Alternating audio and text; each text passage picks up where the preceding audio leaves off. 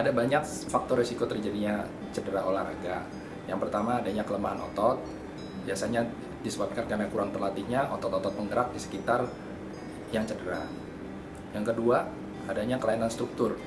Hampir setiap orang secara tidak sadar mempunyai satu atau dua titik lemah yang tidak kita sadari, seperti contohnya flat foot atau kaki yang ceper, atau panjang tungkai yang tidak sama antara kiri dan kanan. Yang ketiga, adanya metode latihan yang salah, seperti kurang peregangan, pemakaian otot yang berlebihan, atau overuse muscle. Yang keempat, lingkungan yang tidak sesuai atau berbahaya. 5. Itu ada gerakan yang berlebihan yang berulang-ulang. Biasanya pada olahraga tertentu seperti tenis, itu bisa menyebabkan tennis elbow, atau golf yang kita sebut biasanya golfer elbow. Nah, itu juga bisa menyebabkan cedera di bahu. Ya, cedera yang sering terjadi pada saat berolahraga biasanya tergantung dari jenis olahraga apa yang kita lakukan. Lain olahraganya, lain juga risiko cederanya. Secara garis besar ada yang kita sebut sprain dan strain. Sprain itu merupakan overstretch atau regangan atau robekan dari ligamen. Ligamen itu merupakan penghubung antara sendi dan tulang. Sedangkan strain merupakan robekan atau overstretch dari otot dan tendon. Lalu ada juga yang lain, knee injury, di mana yang kita tahu sendi lutut itu mempunyai banyak komponen, ligamen, sendinya, dan otot-otot sekitarnya. Juga ada namanya shoulder injury. Shoulder injury merupakan daerah yang banyak tendon atau yang kita sebut tendon rotator cuff. Di situ yang sering terjadi cedera. Lalu ada juga cedera lain, fraktur. Fraktur merupakan patah tulang, dan dislokasi. Dislokasi merupakan sendi yang keluar dari tempatnya. Ya, dari dulu kita kenal yang dinamakan metode RICE.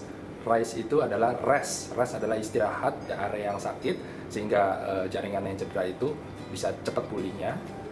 Yang kedua adalah ICE. ICE adalah membungkus area yang sakit dengan es, yaitu gunanya untuk membatasi peradangan pada daerah cedera, dan itu dapat diulang lagi. Yang C adalah compression. Compression adalah bungkus dengan perban elastis untuk meminimalkan atau mengetatkan daerah area peradangannya. Lalu E adalah elevation, di mana angkat area yang cedera sehingga aliran darahnya minimal ke sana. Nah, kalau sekarang mungkin kita kenal dengan namanya PRICE. PRICE, P di depannya adalah protection. Protection yang dimaksud adalah lindungi area yang injury dengan stop aktivitas dan yang akan menyebabkan cedera berulang. Orang yang cedera olahraga membutuhkan tim dokter yang bekerja secara terintegrasi. Dokter tersebut melibatkan ada dokter ortopedi, dokter rehabilitasi medik, termasuk dengan fisioterapisnya. Dan jika ada adalah dokter olahraga. Dan tentunya memerlukan asesmen yang lengkap, termasuk sebelumnya pemeriksaan X-ray atau MRI. Dan jika sudah ditetapkan diagnosa dan penanganannya, diperlukan waktu yang lama sampai benar-benar pulih. Itulah perlunya rehabilitasi sampai pasien bisa kembali ke aktivitas maupun pekerjaannya kembali. Ya, sebelum dimulainya rehabilitasi, kita harus menetapkan dulu tujuan dan goal dari rehabilitasinya. Dan untuk itu kita diperlukan asesmen yang lengkap, termasuk aktivitasnya dan pekerjaannya. Jika itu atlet apa? Ini penting untuk meminimalkan terjadinya re-injury. Nah, secara garis besar, program rehabilitasi pada sport injury itu dibagi menjadi beberapa tahap. Yang pertama adalah fase akut. Fase akut seperti yang kita sudah bicarakan di atas, yaitu PRICE. Itu yang pertama kali kita lakukan. Lalu kita dapat lakukan fisioterapi secara bertahap sesuai dengan kondisi pasien. Fase berikutnya adalah fase reconditioning, di mana sudah dapat diberikan latihan-latihan sederhana yang disesuaikan dengan kondisi pasien juga. Latihan termasuk latihan kekuatan, latihan lingkup gerak sendi, yang nantinya diperlukan agar pasien dapat kembali ke aktivitasnya. Setelah itu baru kita memasuki yang dinamakan fase return to sport, di mana pasien latihannya ditingkatkan dan dipersiapkan agar dapat kembali ke aktivitasnya maupun olahraga sebelumnya. Untuk atlet juga disesuaikan dengan cabang olahraganya. Oke, dalam menangani kasus cedera olahraga, kami mempunyai nakes yang mumpuni dan terlatih di bidangnya, baik fisioterapis maupun ada juga okupasi terapis agar pasien dapat kembali ke aktivitasnya semula. Modalitas kami maupun alat-alat fisioterapi juga lengkap.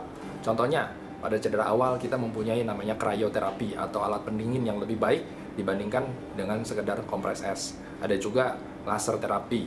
Laser terapi dapat membantu memulihkan atau mempercepat penyembuhan dari radangnya itu sendiri dan mempercepat penyembuhan. Ada juga kita punya adalah elektroterapi yang dapat kita gunakan untuk mengurangi nyeri. Kami juga mempunyai alat-alat exercise yang dapat digunakan untuk latihan agar pasien dapat kembali ke aktivitasnya maupun ke pekerjaannya. Jika memerlukan konsultasi dan rehabilitasi, silakan mengunjungi instalasi rehabilitasi medik RSPP atau telepon ke 021 721 9561 atau 021 721 9280. Salam sehat.